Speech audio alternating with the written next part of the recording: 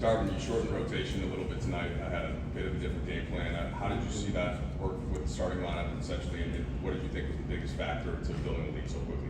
I just think our attention to detail in terms of transition defense, and I can't remember who it was asking me before the game, is one thing that we need to really lock in on was our transition defense.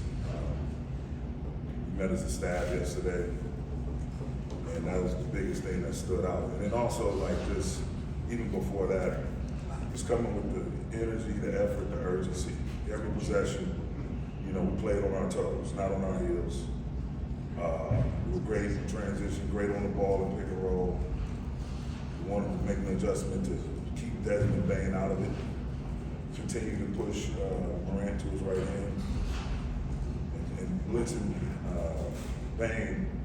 They have some high IQ basketball players over there, so guys have to be aware, they have to be early in their spots early, ready to rotate, ready to cover for one another, and we were able to do that.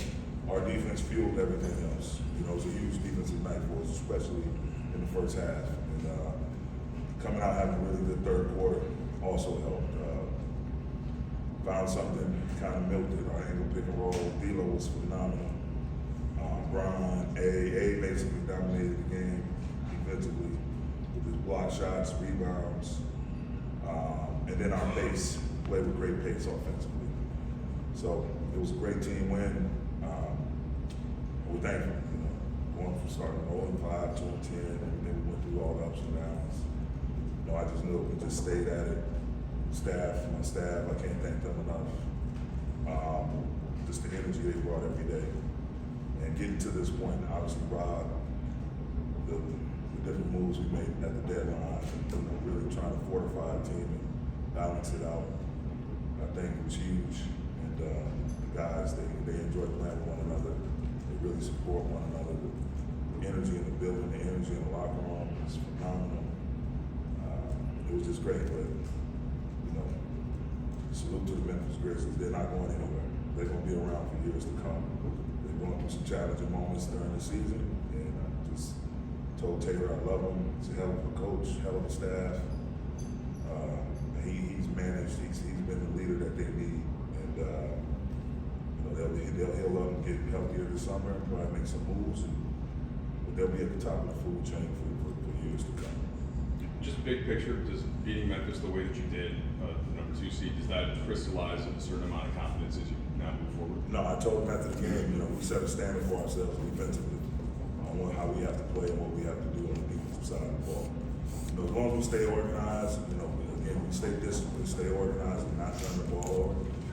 We got a bunch of guys that can put up a lot of points in that locker room. We're gonna find ways to score. But the thing we have to hang our hat on is our defense. You know, on the ball, off the ball, game rebounding, we did all of that tonight. And you know, this thing is just getting started. You know, we passed level 1. Brian had a great, you know, batch of words, some wisdom that he shared with the group after the game. You know, we surpassed level 1, and now, you know, we got to start shifting our focus. Whoever comes out of that game on Sunday, we got to start shifting our focus and really understanding that it's about us just as much as it's about our opponent. We have to be the best versions of ourselves and be prepared to step into round 2. Come on up. Darvin, I know you were here quite a while ago as an assistant coach on this staff, but like you haven't seen a home playoff crowd like this in a while, like, just since you've been here.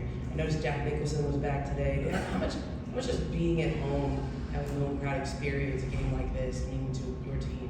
It's huge, man. To give the city something to cheer for, and particularly the Laker fans, Laker Nation, inside, outside the building, all over the world.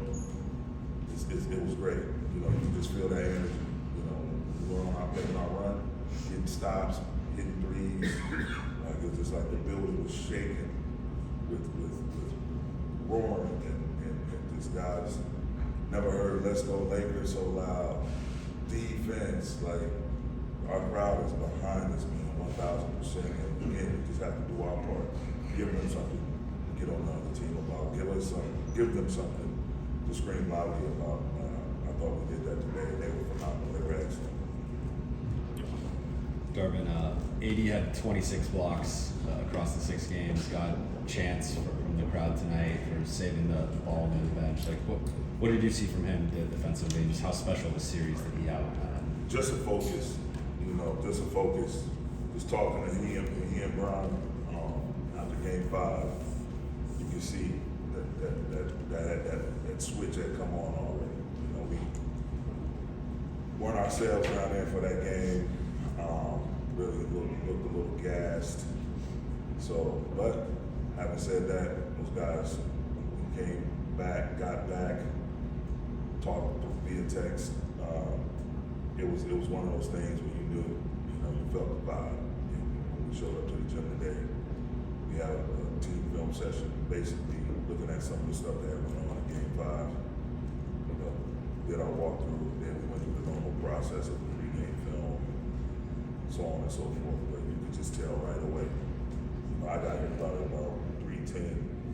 Ron was already here, and Abe was here shortly after. Just that focus, those guys being ready to go, and I can't say enough about those two.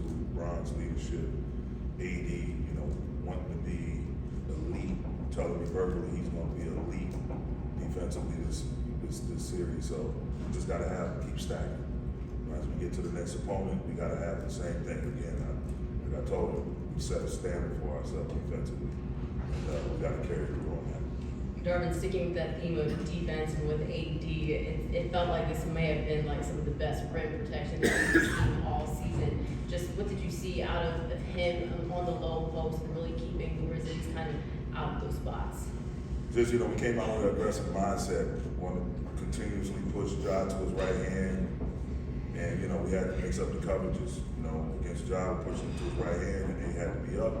Against Bane, we was going to send him to the screen, go over the screen, force him into a blitz, a double team. So he was the main catalyst. He and Brian talking to people, talking to Dennis, Austin, Vando. The communication was at an elite level, and that side of the ball is going to get you places. Be consistent, you play at that level, and that side of the ball is going to get you places and get you to the destination that's at the end of the journey. AD, he has to be that for us to do what we want to do, what we're trying to do. He has to be that anchor for us. Darvin, obviously you don't know the next opponent. So how do you guys approach these next few days before you play on Tuesday? And how do you scout, not knowing what team you want to face? Well, tomorrow, everybody will just get away from it. Spend time with the family and do whatever your favorite hobby is. Take a walk by the beach, whatever you need to do. And then we'll recalibrate. The staff and I will get together on Sunday, watch the game. Whoever comes out, we've already been working behind the scenes. You don't want to wait till you get to this point and then start the preparation process. We've already been doing that. So whoever comes out on top will be ready to go. Mark. Hey Darvin, how would you compare what LeBron's energy level looked like tonight compared to Game 5, and what do you think about him being able to make that quick turnaround? Just us, we took, when we got back early Thursday morning, I think it was like 1:30, maybe 1:50, I can't remember exactly, but it was after 1 a.m. for sure. We just took that Thursday off, the staff and I got together, we went through Game 5, saw what adjustments we wanted to make, matchups and rotations, went through all of that. Friday morning was just an optional shoot where we made coaches available for an hour. Guys wanted to come in, great. Guys came in, certain guys didn't touch the court, just got treatment. And then we met over here, the pregame walkthrough at 4:30. And so I think that time between, he's probably the best I've seen and been around in terms of what he has to do to recover. His preparatory process in terms of what he does for his body, snap back, especially after all of the years that he's lost, all of the games, all of the postseason runs, finals runs, playing in the summer for the Olympic team, world champion, whatever. He's the master at that. And he and Mike will see us put their heads together. And Magic Mike took care of business. And Ron did everything that he always does to make himself available, and not just available at an elite level. Darvin, staying on LeBron, if I have the details of your resume correctly, I think you were around 38 when you were assistant coach on the Lakers, Yeah. not starring on the Lakers. Right. To see him finish off that first half run that he had with the two-handed reverse on the Yeah. break, can you just put some context to how remarkable that is? It's to see him unreal, finish? man. I tell you, man, it's unreal. Like, you know, Kobe was nothing short of amazing. You know, Giannis, you know, I've been around some top tier, elite, top 5 in the NBA talent. LeBron, man, I've never seen anything like it. For him to sustain that all these years, again, that's what they should teach them. They talk about how he approaches the game and playing the game the right way on both sides of the ball, never cheating the game.